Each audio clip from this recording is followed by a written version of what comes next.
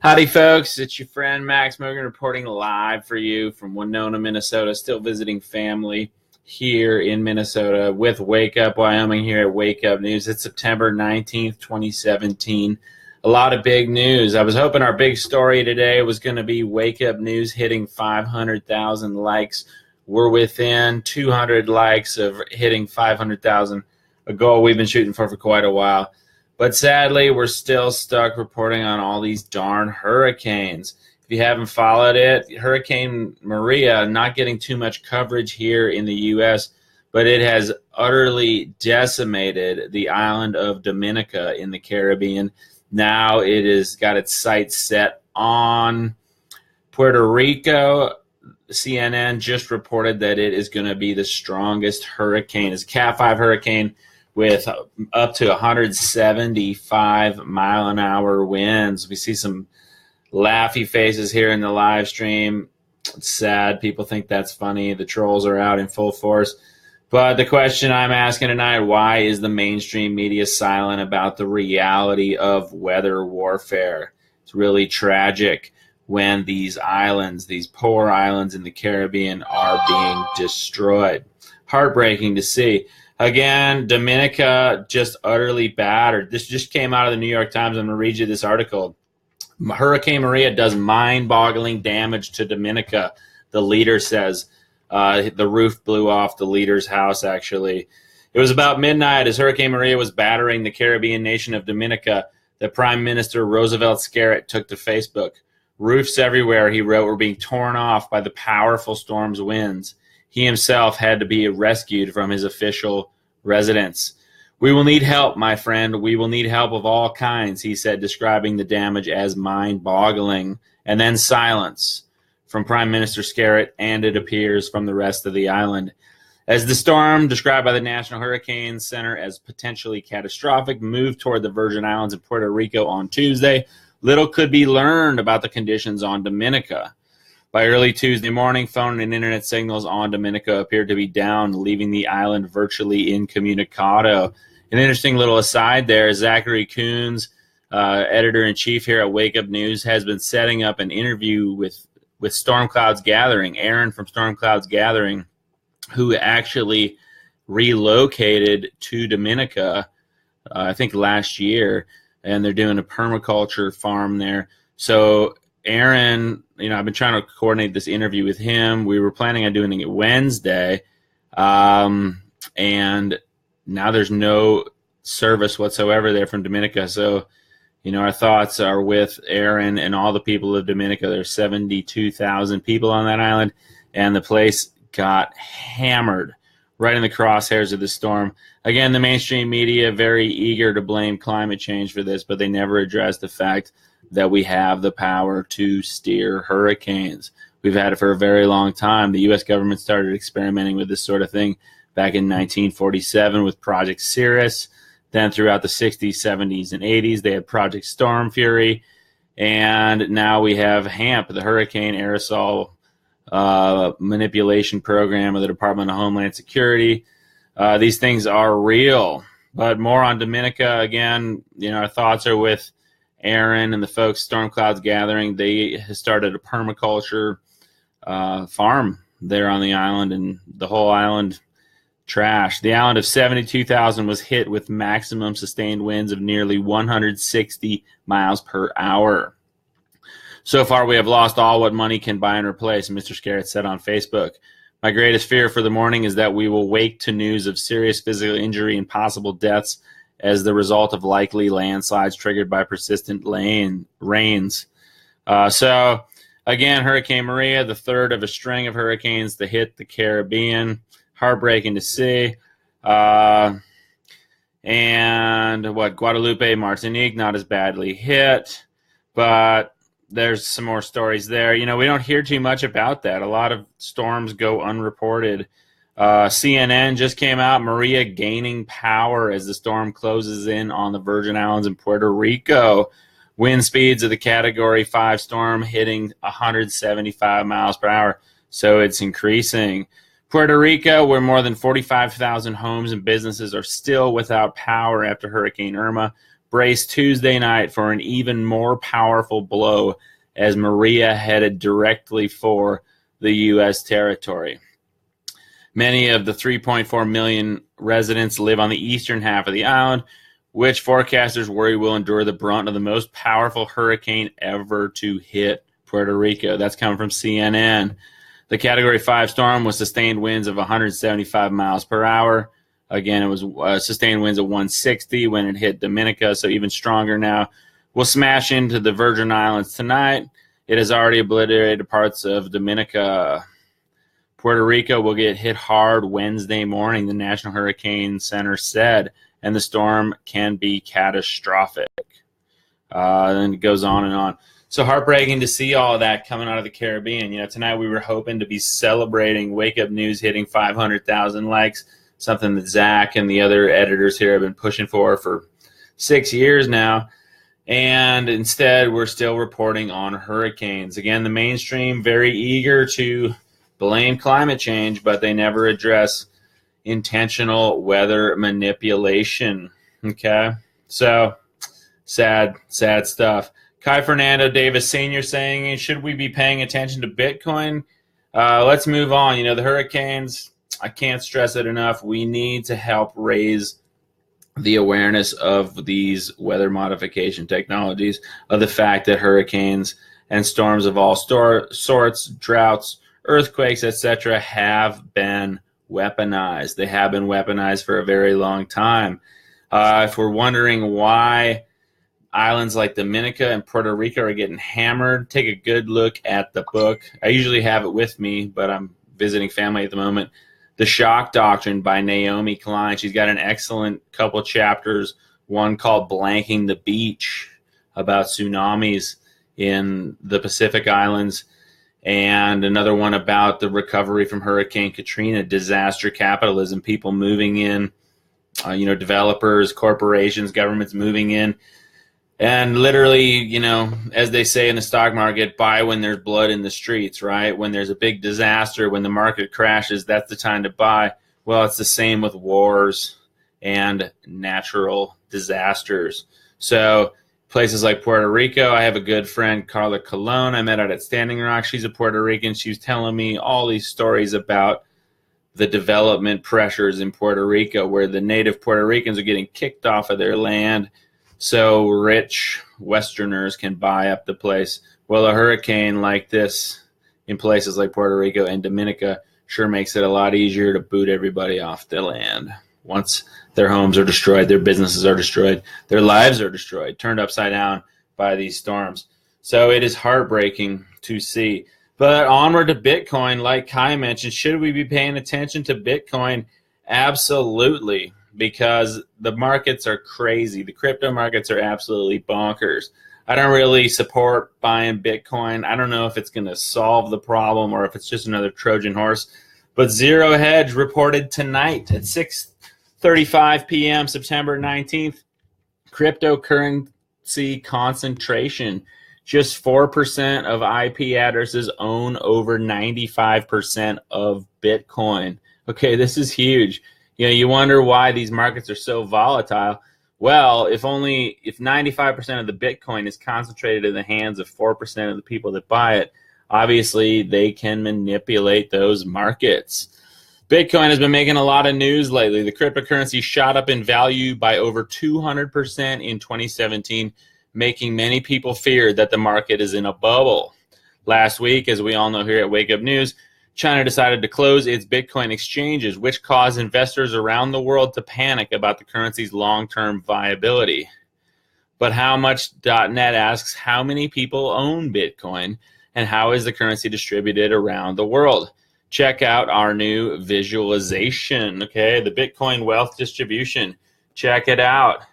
So you can see there less than 0.00088% of addresses own almost 18% of Bitcoin. 0.01% of addresses own 20.5% of Bitcoin. Less than 1% of addresses own 28% of Bitcoin. Blah, blah, blah. The point is that Just 4% of the IP addresses trading Bitcoin own over 95% of the Bitcoin in existence. The entire Bitcoin market, which has a value of around $60 billion. For comparison, that's bigger than several well-known companies like FedEx and General Motors. We then divided the value of Bitcoin market by address. As you can see, over 95% of all Bitcoins in circulation are owned by about 4% of the market. In fact, 1% of the IP addresses control half of the entire market. So there in the cryptocurrencies, we see a pretty similar situation to what we see in the normal currencies, in the sense of the vast majority of the wealth being held by just a few people, right? So is Bitcoin the solution? I don't know, but there is the potential to make a whole lot of money if you ride the waves of Bitcoin and the other cryptocurrencies right. Of course, there's also the potential, probably the higher probability, of losing a lot of money unless you know somebody that's in the 0.001% of Bitcoin owners that can literally rig the market. Dean Bedetti saying the Petro Yuan gaining traction, question mark. Good question. I got to look into that more, Dean. I wasn't really planning on going live tonight, but when I saw this headline out of Dominica and Puerto Rico and not too much coverage in the mainstream, I wanted to get that out. What else do we got on Bitcoin here? Market Watch came out with one as well. But the big thing on Bitcoin is the concentration of wealth in very few hands. The Cointelegraph, Japan has now become the largest Bitcoin market as traders leave China. We all know that China shut down their Bitcoin exchanges. They're shutting down ICOs, initial coin offerings. It's a big deal. Japan is once again the largest Bitcoin exchange market with 50.75% market share of the global Bitcoin exchange market. Earlier this week, the Chinese government, local authorities, and financial regulators officially requested Chinese Bitcoin exchanges and trading platforms to halt their services by the end of September. So just in a couple days, OKCoin and Huobi, the two largest exchanges in China, were granted leeway to operate until October 30th. So really, in China, they've got 40 days for these exchanges to run, and then they're going to be shut down completely, according to the Cointelegraph. But it seems as if traders are not willing to take any chances with the Chinese government and their unpredictable nature. The Chinese Bitcoin exchange market's daily trading volume has halved within a period of 3 days, from 15% of total trade globally to less than 7%. Okay? So big news. You know, if you're playing Bitcoin, if you believe in Bitcoin, if you're a Bitcoin believer, or you're just trying to make some money riding those waves, high frequency trading, keep a close eye on it. Buy low, sell high, right? JR Filthy saying gold and silver. You know, I couldn't agree with you more, JR. You got physical possession of precious metals. We know those are going to hold their value. You know, they might go up a little, they might go down a little, but you're not going to see huge swings in gold and silver like you do with Bitcoin. Unless, of course, the economy crashes, then gold and silver probably go into the moon. Of course, those markets are also heavily manipulated, as many of you know if you're in the gold and silver game like that. What else is going on? St. Louis, 80 arrests today as the third day of riots. They call it riots at RT. If you didn't see the video yesterday, here at Wake Up News, the Daily Haze, Miko Hayes from the Daily Haze, got his hands on some video showing police in St. Louis breaking windows. Of course, when the police break windows, they blame it on the protesters, makes the people who are upset look bad. It's an old tactic. We've all seen that before. No big surprise there. Equifax, if you've been following the Equifax hack, Bloomberg Technology reporting that Equifax suffered a hack almost 5 months earlier than the date it disclosed. Okay, that's coming from Bloomberg Business. New timeline could have implications for executive stock sales. We saw these execs at Equifax selling millions of dollars worth of their shares in the company after all this data was hacked. Information on 143 million Americans hacked out of Equifax. And then before they announced it to the public, months before they announced it to the public, these guys sold all the shares. Real classy. So watch out for Equifax. They're probably going down. Of two minds, Charles Hugh Smith on Sunday, September 17th, asking the question, a very poignant question, are Facebook and Google the new colonial powers? To qualify as colonial powers, Facebook and Google must effectively limit the choices and power of users and punish or coerce those who question or resist their power. Anybody who's tried to spread the truth here on Facebook or on Google knows that censorship is real, right? Online censorship, more real than ever before. Interestingly, tonight I went out in Winona here, where I was born and raised, and my friends opened a brewery. I went there, had a beer, hung out with my friends this evening, and I got to talking with this guy from Morocco. And back in 2011, when the Arab Spring was going on, this guy still lived in Morocco at the time, and they started a website designed to help people coordinate and organize protests in the Middle East. Of course, there are varying stories on what the Arab Spring was really all about, who really coordinated it. But these guys were small players on the ground doing frontline resistance stuff in Morocco, and they got trolled and hacked so hard. He told me all about it. Really shocking to see. Of course, I'm sure you all know that, if you post a picture of your cat or your lunch, you can get a lot more likes than if you share a video like this.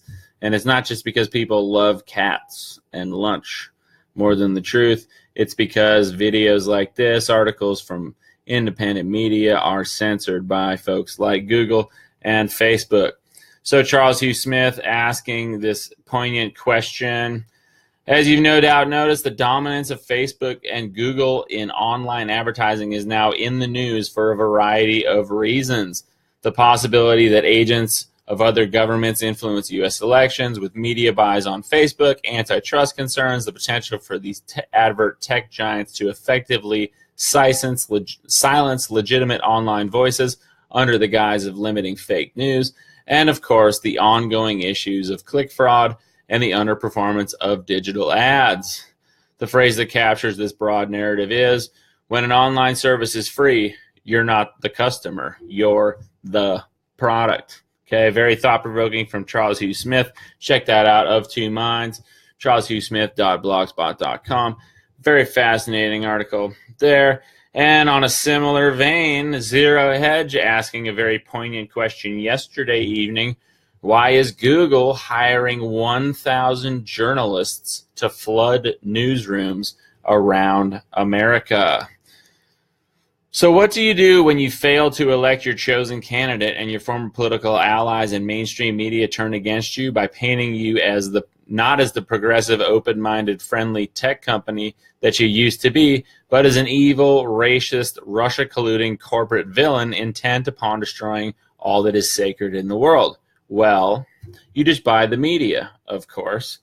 As Pointer notes today, after a series of public relations debacles in recent weeks, from the firing of James Damore, that was the guy, the Google engineer who wrote the manifesto on the innate biological differences between men and women, which I read. It was actually pretty interesting, a thought-provoking thing. Certainly nothing to get fired for. To news last week that Google's algorithms served up some fairly disturbing keywords to potential advertising buyers. Example, why do black people ruin neighborhoods? Keywords for potential advertising buyers. Google is ramping up its media presence with the announcement that the Google News Lab will be working with Report for America, RFA, to hire 1,000 journalists all around the country. You think they're going to hire me? I doubt it. Many local newsrooms have been cut to the bone. So often there's hardly any bone left. But starting early next year, some may get the chance to rebuild, at least by one. On Monday, a new project was announced by the Google News Lab Summit that aims to place 1,000 journalists in local newsrooms in the next 5 years. Okay, that's huge. 1,000. Think of how many journalists there are that really do hard-hitting news in this country. 1,000 journalists scattered across the country by Google is very big news. Report for America takes ideas from several existing organizations, including the Peace Corps, AmeriCorps, Teach for America, and public media. Unlike foreign or domestic service programs or public media, however, RFA gets no government funding. But they're called RFA a national service project. But they're calling RFA a national service project. That might make some journalists uncomfortable. The idea of service and patriotism. But at its most fundamental, local journalism is about protecting democracy, said co-founder Charles Sennett, founder and CEO of the Ground Truth Project. Blah, blah, blah. Here's how RFA will work. If any of you want to get a job being a journalist for Google, this is how RFA will work. On one end, emerging journalists will apply to be part of RFA. On the other, newsrooms will apply for a journalist. RFA will pay 50%. So RFA, aka Google, will pay half the journalist's salary, with a newsroom paying 25% and local donors paying the other 25%. That reporter will work in the local newsroom for a year with the opportunity to renew. So it goes on and on. That's at Zero Hedge. So interesting news there. Let's see what we got in the comments here. Maulana Al-Sadek saying Facebook is paid by the FBI or investigation like things, so no need for this to be a money-making company. Truly, it is good bathing. We use Facebook angrily, and other governmental things get to know everything about us for Facebook without we recognize. Okay, Maulana, thank you so much for the comment. I think I know what you're saying. Anybody else got any questions? Lay it on me. JR Filthy saying, I'd rather not have a job. Laugh out loud. You're preaching to the choir, brother. Daniel Rockert saying, I could use a job, but I never got an education. Well, Daniel, you can get an education online these days. God bless it. Thank God for the internet. Thank God for people like you. Zachary Coons here at Wake Up News. All the independent media out there.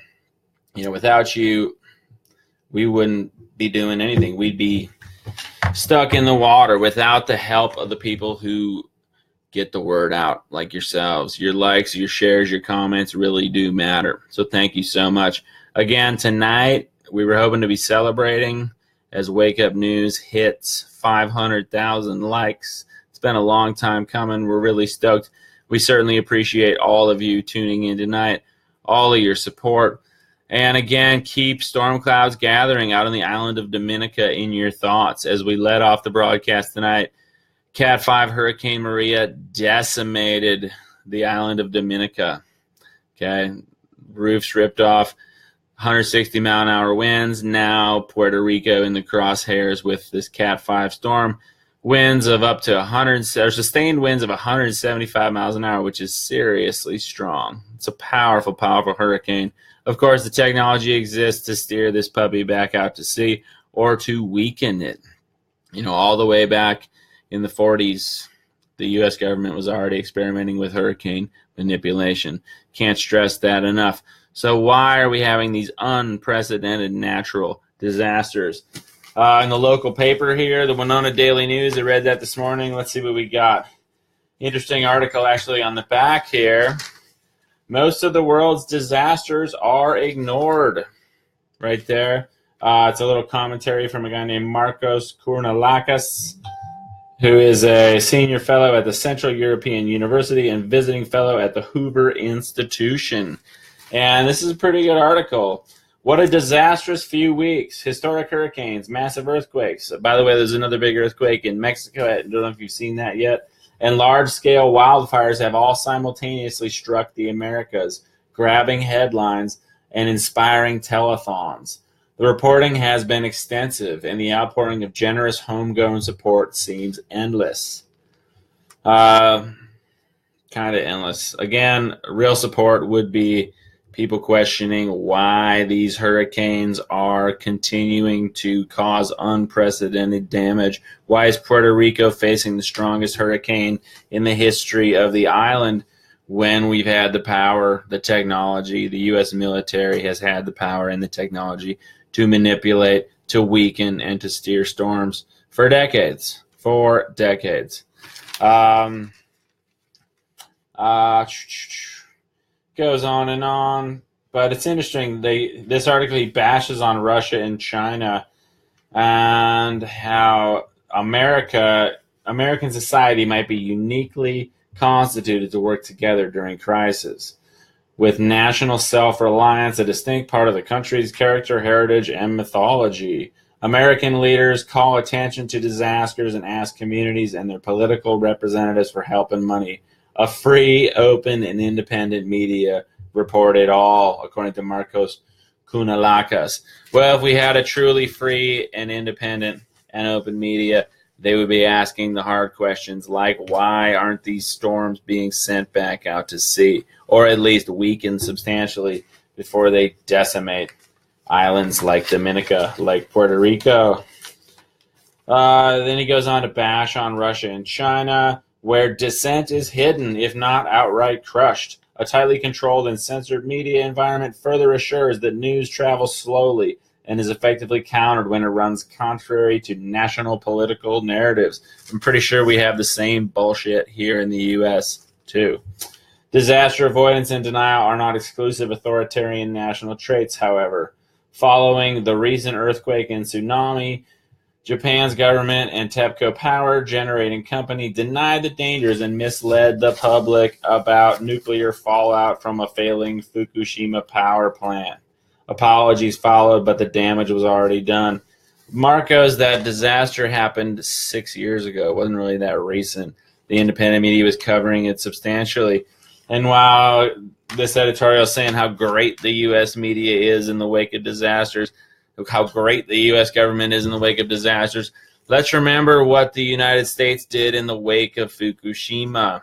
Okay, what did they do? The EPA shut down all their monitoring equipment. So Americans didn't even know what kind of fallout was hitting us here. There was one government scientist near Boise, Idaho, who was putting out some good data in the days and weeks following Fukushima, and they shut him down. Right? The U.S. stopped testing the milk. They stopped testing the air. That was the official U.S. EPA response to Fukushima.